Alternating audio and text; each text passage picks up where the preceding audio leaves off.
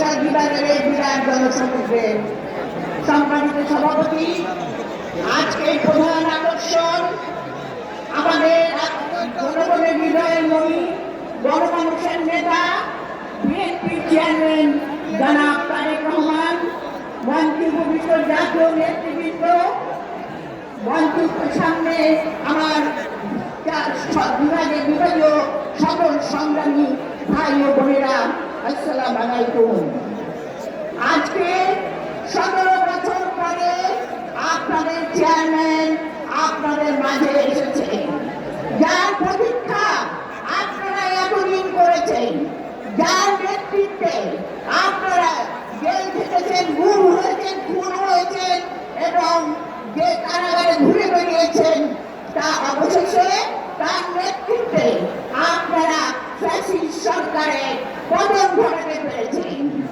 আজকে তাই আমাদের চেয়ারম্যান সাহেব আজকে সারা বাংলাদেশে ঘুরে বেরিয়েছেন তার জনগণের কাছে, কিন্তু একটি বার্তা নিয়ে তিনি আপনাদের মাঝে এসেছেন। তিনি বলছেন আজকে যে ফ্যাসিস্ট সরকার গণতন্ত্রকে ধ্বংস করেছে, যে ফ্যাসিস্ট সরকার আমার নেতাকর্মী ভাইদের হত্যা করেছে, যে ফ্যাসিস্ট সরকার বাংলাদেশকে ধ্বংস করেছে, সেই ফ্যাসিস্ট সরকারের সমস্ত প্রতিষ্ঠানের দায়িত্ব, গড়ে তোলার দায়িত্ব আজকে আপনাদের উপর। আপনারা আগামী যে নির্বাচন, সেই নির্বাচন আমাদের জন্য সবচেয়ে বড় লড়াই।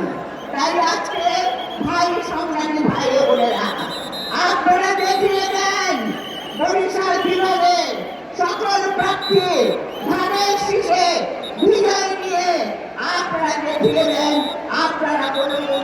আপনারা বলুন এই দেশ শহীদ জিয়ার, এই দেশ আমার দেশের নেতৃত্বের খালেদা জিয়ার, এই দেশ তারেক রহমানের। ধন্যবাদ। আল্লাহ হাফেজ।